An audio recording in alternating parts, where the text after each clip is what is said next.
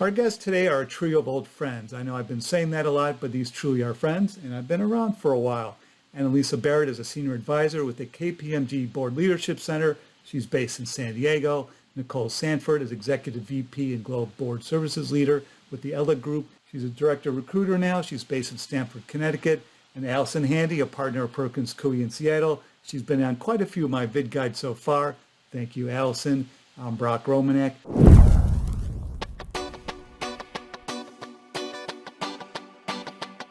So board diversity is such a hot topic. It should have been hot the last 20 years, and it was hot in terms of conversation, but in actual movement, not so much. But now the legislators have been getting involved, the proxy advisors, and the needle's really starting to move, particularly 2020 was such an explosive year for social justice in general, racial justice. So my first question for you, Annalisa, is what are the benefits of board diversity? There actually could be real benefits to the company, and this is not something that they should be forced to do just because it's a good thing to do, but because it makes sense, right? Yeah, absolutely. I think when we think about, the benefits of board diversity, we need to step back and think about the role of the board in general and the important, impact that they have on the strategy of the company and on the culture and the tone that the company's leadership takes. And so because of that kind of important influence that the board of directors plays in how the company, executes on its strategy and how the company operates within society, we can look to the board of directors to see whether or not they are functioning as an effective team. And, we can go on and on about the studies that show the benefits of having diverse teams. But a lot of that really boils down to the fact that if you have people with different perspectives, different backgrounds and experiences in the room or on the team, then the deliberations are more effective and there's more willingness to challenge each other's thinking, ask questions that others in the group may not have thought about. And that applies to the boardroom as well. So when we have a board comprised of people with different backgrounds, different life experiences, and different expertise in different functional areas, etc., then the board really has the ability to execute on its obligations to the company more effectively. We find that companies that have more diverse boards in terms of gender have better financial performance, whether it's across any of the different financial measures that are examined in a variety of studies, whether it's stock price or more profit or loss type of financial metrics. And then we also see that many operational and even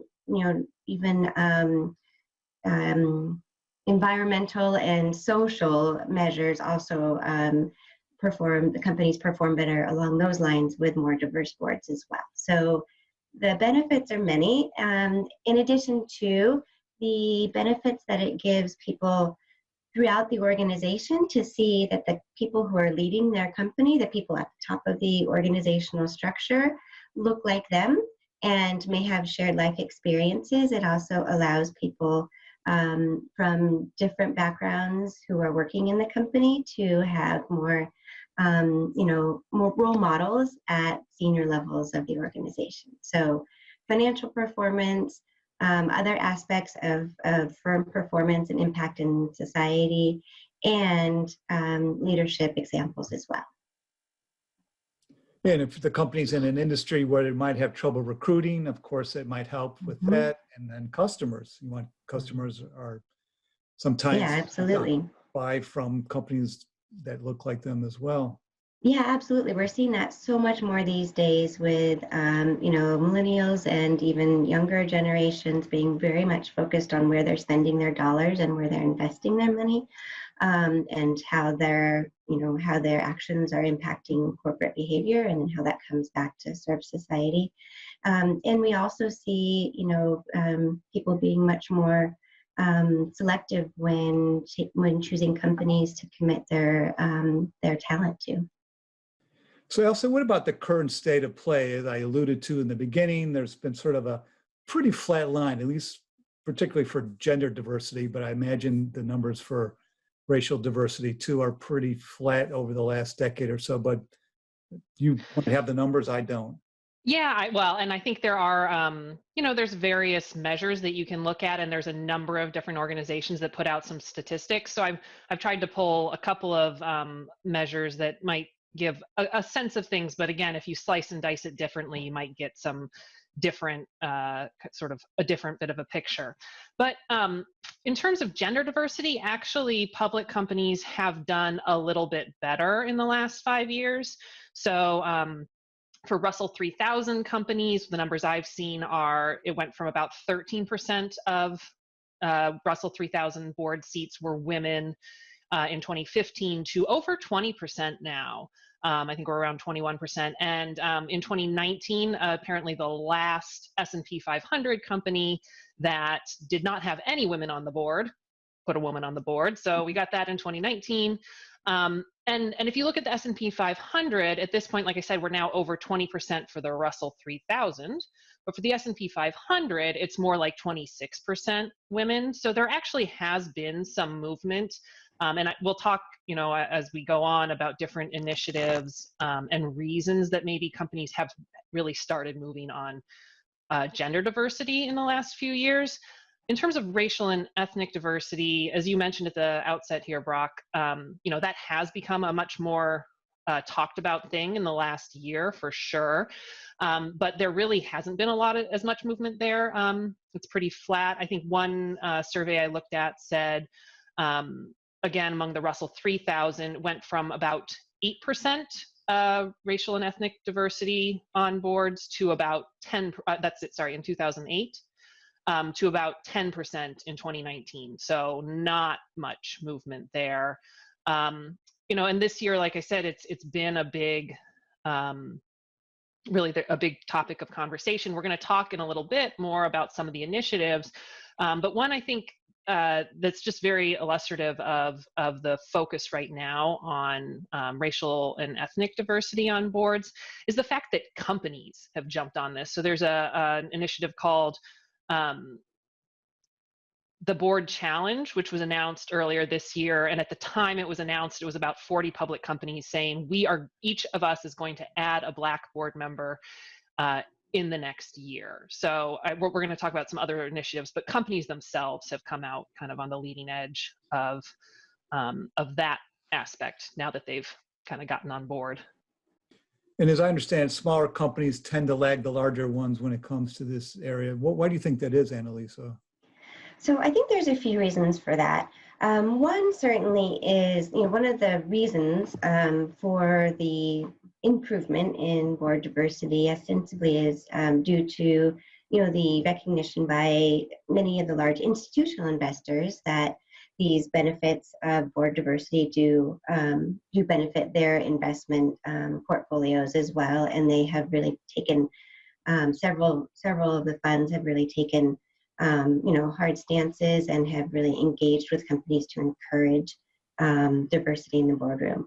And however, what we find is that those institutional investors are quite often either have limited portfolios or are indexed, and therefore typically we see that they're engaging with the larger publicly traded companies to the extent that it may extend to the Russell 3000, but even many of them may focus, while they may be invested in the Russell 3000 as an indexed investor, they may target their engagement at the larger company scale. And so the larger company boards are not only larger boards, just inherently, over time we've seen that larger companies have larger boards, and so there are more board seats to be had.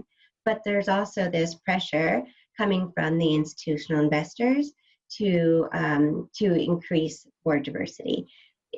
Really, when we look at the companies below the Russell 3000 that aren't included in at least that major index, we see a really big drop off. And, those companies are micro caps for, a variety of reasons. It may be because they're early stage companies and are just moving out of that kind of venture capital phase and haven't, taken on the implications of broader institutional investor ownership, and therefore responding to their requests and expectations. But also we see that they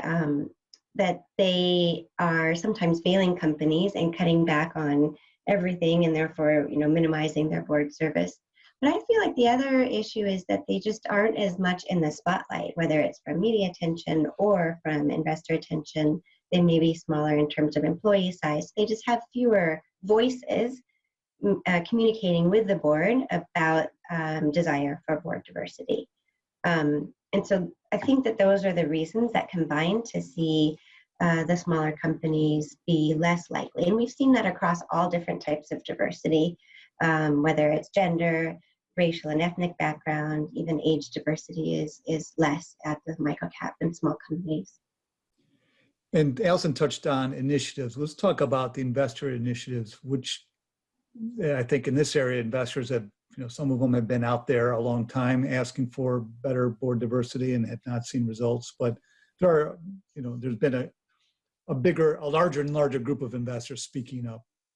Absolutely. It's been really exciting to see the kind of continued momentum behind the investor actions on board diversity. And we see it with both asset managers and asset owners. So we see, the BlackRocks and State Streets and others have specifically mentioned this issue in the proxy voting guidelines. And in many cases, the proxy voting guidelines will call for, will say that they will vote for or vote against the members of the Nominating Governance Committee if the company does not have at least one, and in some cases even at least two women on the board. We also see that in some of the asset owners, especially, I'm here in California, and we have a very active group of large pension funds here with CalSTRS and CalPERS, and some others that have joined together to engage with companies focused on increasing board diversity of California headquartered companies. And this has taken place over many, many years, well before the legislature became involved in pushing for this as well, which I know we'll discuss later. But those actions take place at the voting level, but also even before it comes to proxy voting with direct engagement. So many investors have been, and investor groups like the California Coalition, come together to write letters to companies with no women on their boards. And if they don't hear a response or see action from those companies, then they'll request it specifically to have engagement meetings. Other institutional investors will, in their normal course of engagement meetings with public companies and board members, will include board diversity as one of the key areas of focus during those discussions as well. So we see it not only from a kind of discussion and engagement standpoint, but also from a proxy voting standpoint with some pretty severe consequences if board diversity expectations aren't met. Yeah, at one point, I think, didn't CalPERS have a database of women director nominees? Yeah, in fact, it's still in existence, and it's part of the Equilar Diversity Network now. And it's gender, but also racial and ethnic background, sexual orientation, and a variety of other diverse backgrounds for director candidates. Yeah, I saw on LinkedIn the last few days that there was a Women on Boards conference that had 6,000 attendees. Yep. Pretty amazing. Yeah, 2020 Women on Boards. Yeah, I was the chair for the San Diego group for several years. This was my first year not being chair, but I participated in that one in Sacramento. But yeah, they happened. It's a discussion, a dialogue, global dialogue, and I forget how many countries now, but yeah, a huge number of people on virtual discussions about the importance of board diversity. Yeah, just absolutely huge, 6,000. Yeah. So Allison, what about the proxy advisors? What is their role right now in this area? So similar to a lot of the large institutional investors, they've got specific policies on these. Of course, proxy advisors. A lot of those large institutional investors are no longer following the proxy advisors, or they have their own in-house folks. But there are still smaller investors that do follow and pay attention. So it's still relevant to be looking at ISS and Glass Lewis. So both ISS and Glass Lewis have had gender diversity policies kind of have been phased in over time. And now this year, both of them made announcements related to racial and ethnic diversity. So on gender diversity, ISS, their policy now is fully phased in for the 2021 proxy season. And they're going to generally recommend votes against nominating committee chairs, where there's no women on the board, and they had more mitigation factors in the past, but this year really the only way you can kind of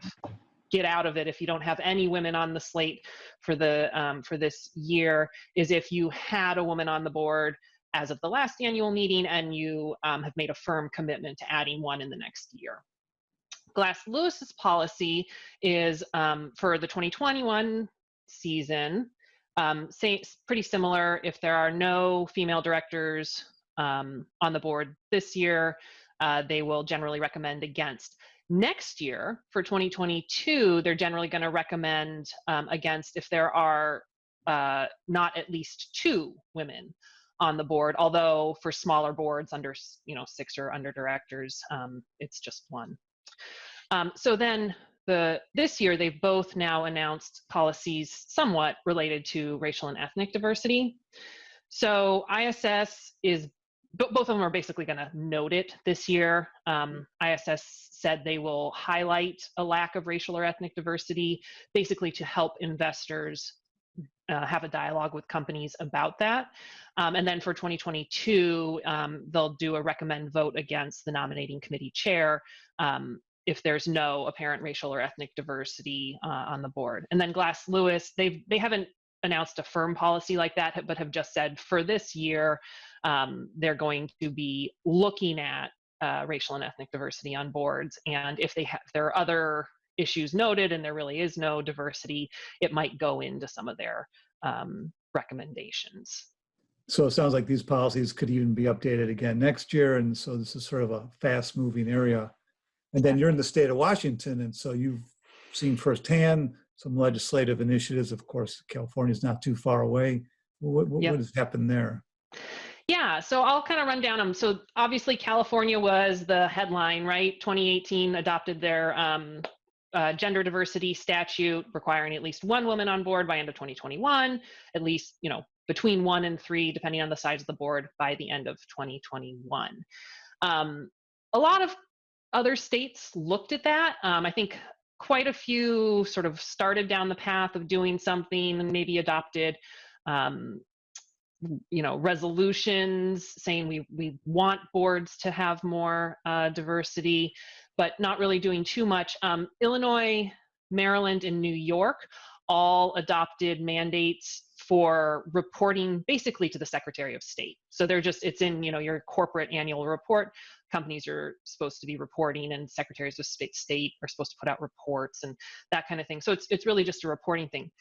Washington in 2020 did something a little bit different than California, and we'll get into this in a minute, but also I think possibly impacted how Nasdaq did theirs. It's more of a comply or disclose situation. So for Washington, the requirement is, or the threshold is, at least 25% of the board for public companies that are incorporated in Washington needs to be women. And if you don't meet that requirement, then the company has to do a board diversity discussion and an analysis. And you can put it in your proxy statement, or you can put it on your corporate website. But that one of the things that kind of was behind the statute in Washington was using gender diversity as kind of a flag for whether the board is considering diversity. So if you don't hit that level for women, then the discussion and analysis has to address diversity more broadly. So kind of trying to, it was moving as the discussion was moving towards, diversity of other types on boards, that statute was kind of trying to get there. Then this year, California also just this fall adopted a new underrepresented community diversity mandate. It's very much like the gender diversity one in the phased-in approach. At least one underrepresented member of an underrepresented community by the end of 2021, and then 1, 2, or 3 by the end of 2022, depending on your board size.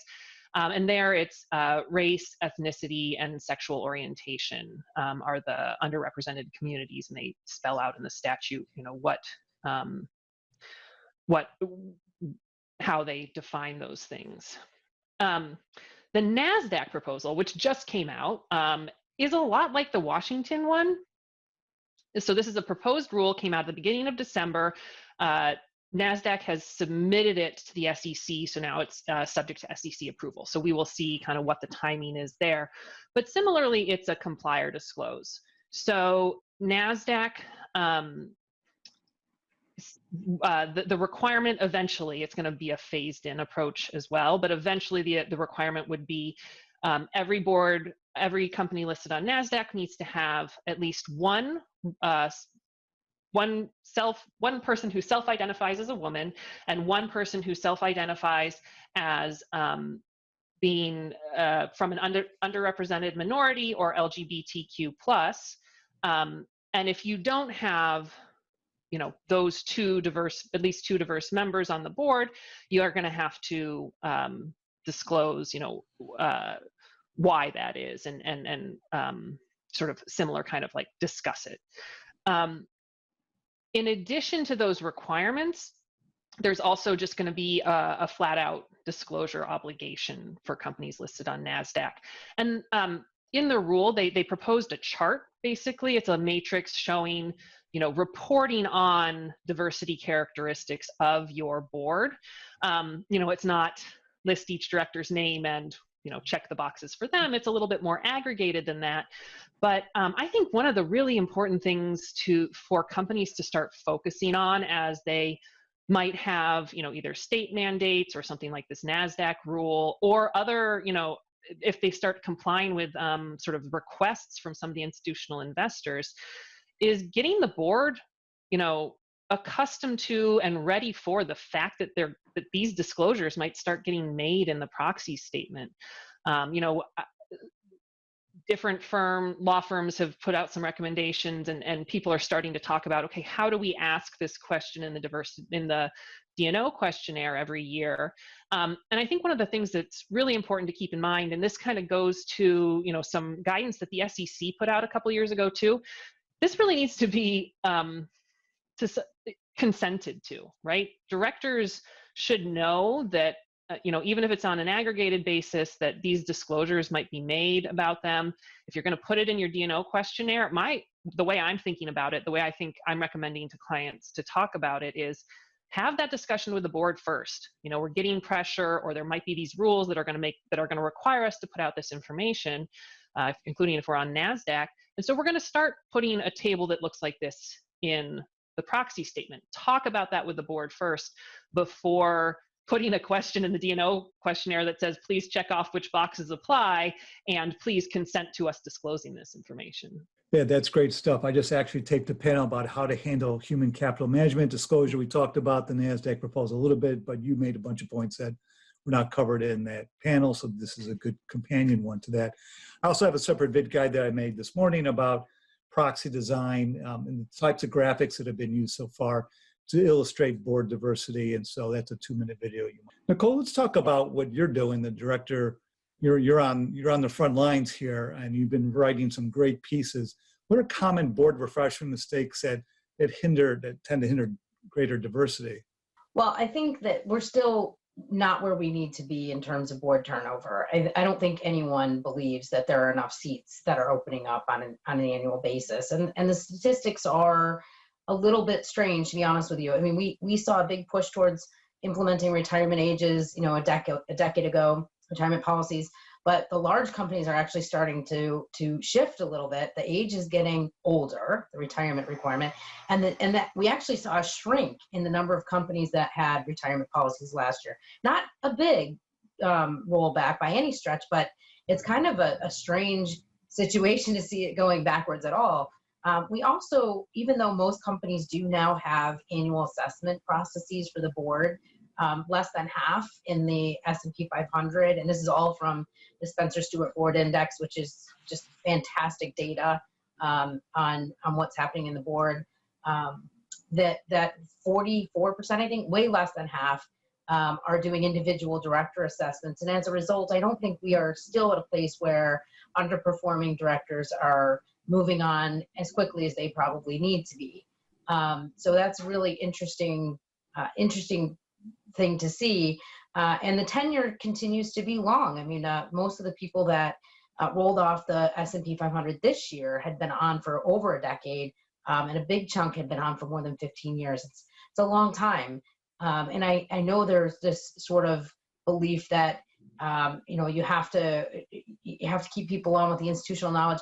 Nobody's questioning that, but if you don't create more turnover, you don't create board opportunities, and we're never really going to see the kind of movement in diversity that we're looking for. So either you have to improve turnover, I shouldn't say either, you probably have to do both, improve turnover and potentially think about adding a seat.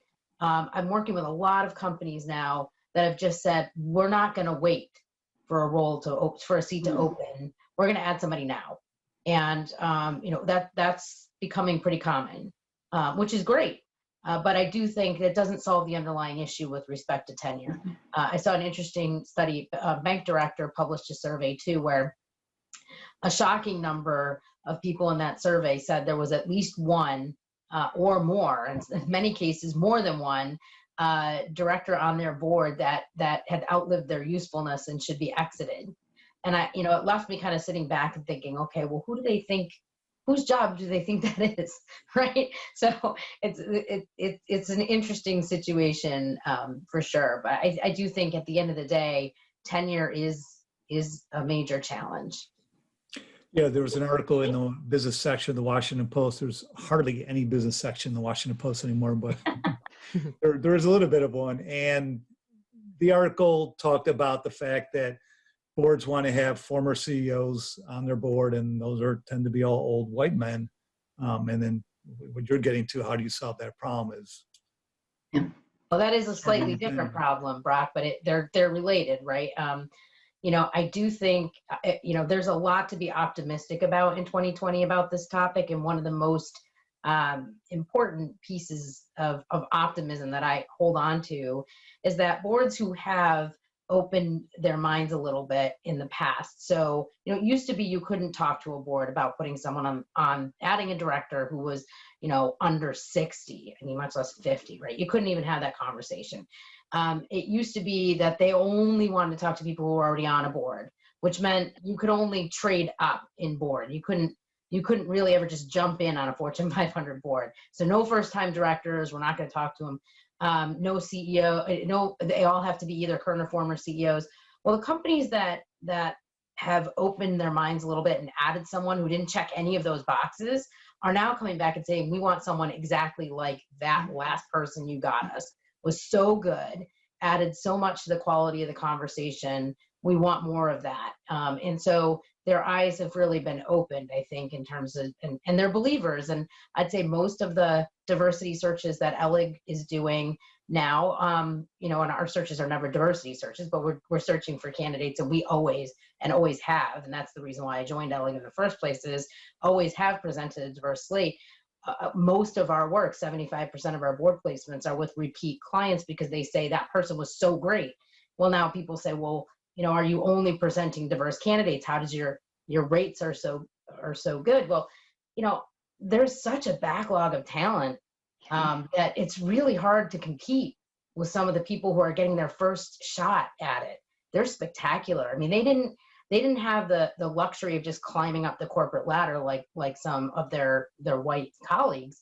They had to build their own ladder, and sometimes they had to jump off that ladder and find another ladder. And the richness of their experience is pretty darn hard to compete with. And I think we're going to see that for a while. I think, the backlog, and we saw that with women when we first started opening the door to women. We saw that, and there's still a huge backlog. I don't want to hear anybody say they aren't out there. Call me and I'll give you a list of 100 for free. They're out there still. Yeah. But the backlog with diverse from a racial and ethnic perspective is even more mind blowing. They're out there. You just have to be open. You have to be open to looking somewhere you didn't look before. And do you have any other advice about steps that boards can take to better embrace diversity? Well, I think, it's interesting. We had maybe 2-3 weeks ago, we had an event where we hosted board directors off the record and asked them, what do they think needs to happen, right? What are the steps that boards need to take? And they were overwhelmingly in favor of making a public declaration of, we will have this many, this percentage of our board will be female, this percentage of our board will be racially diverse by this date.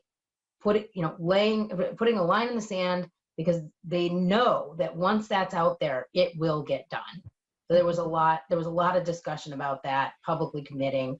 Also, it was really one of my favorite comments and I wrote a piece not that long ago about some of the ham-handed ways that we've done the board search in the past, not blaming the firms alone. They have a role here, but the boards have a role here. The corporate secretaries have a role. Everybody has some share of the blame here. But one of the CEOs who had built a fantastically diverse board with the rest of, he's the chairman of the board also.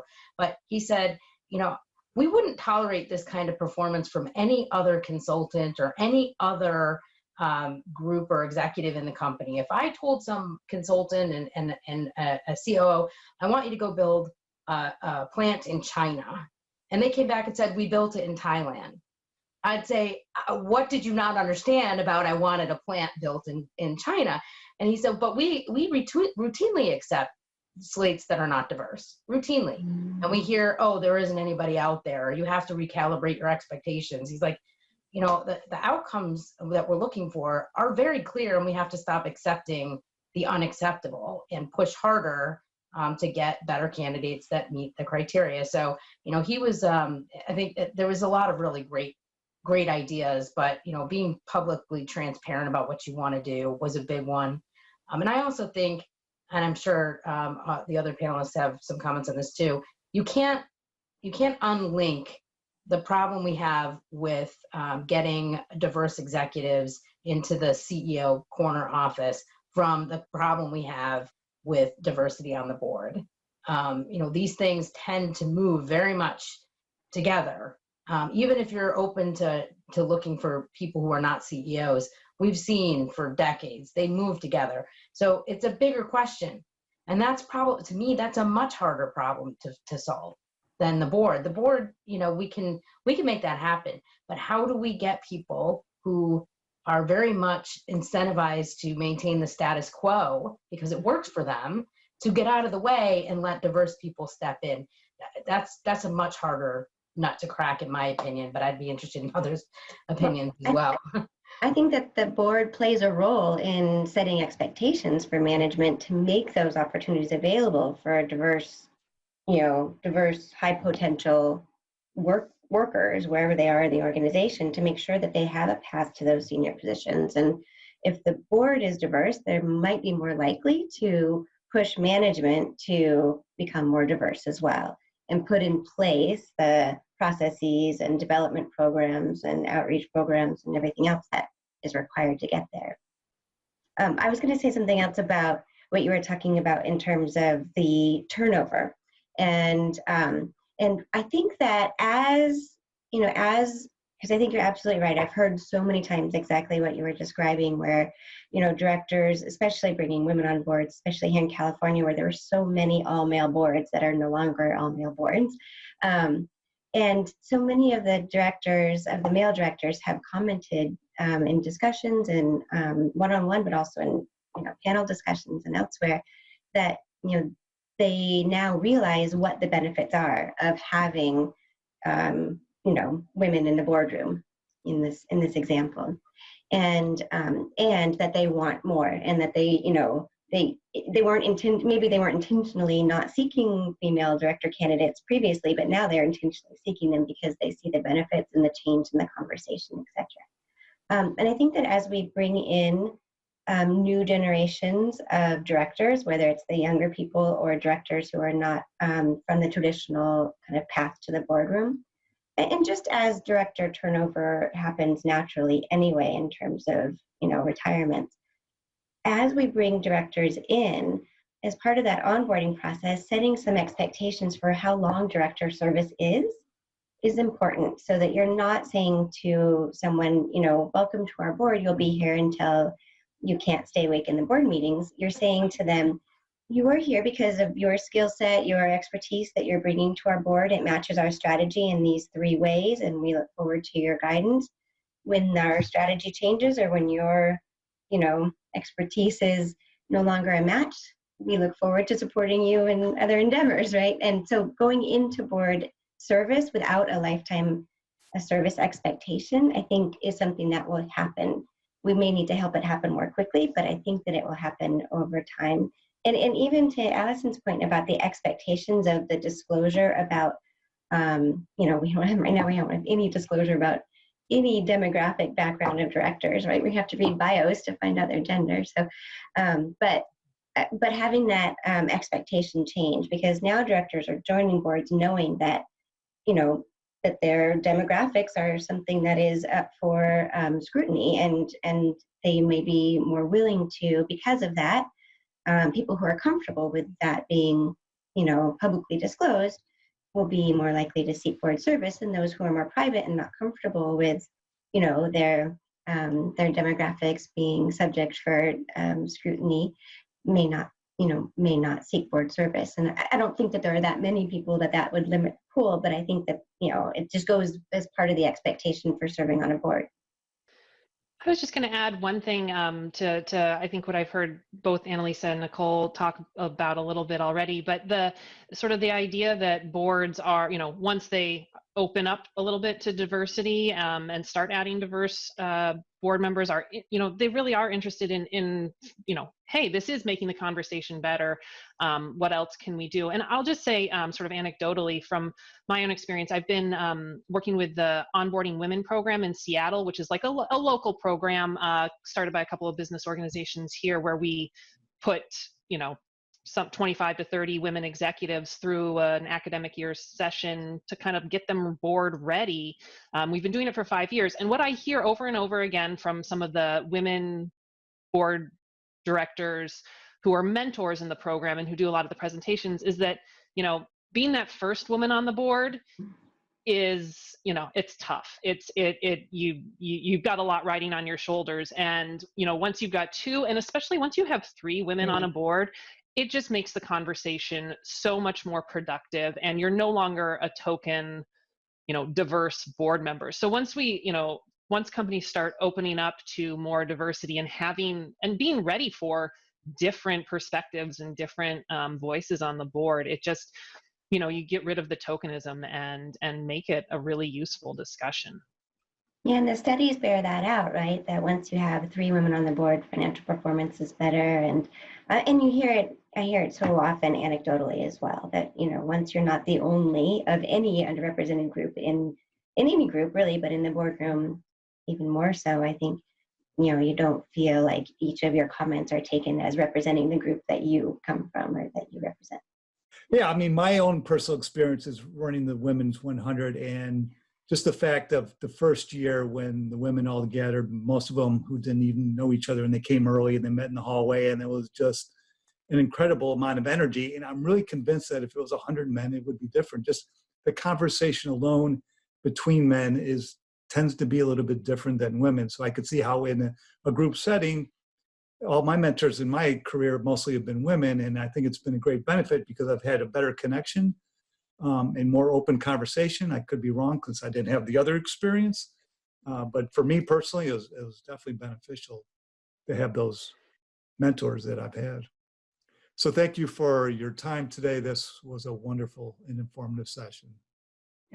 Thank you so much, Thank you. Brock. Thanks for the opportunity.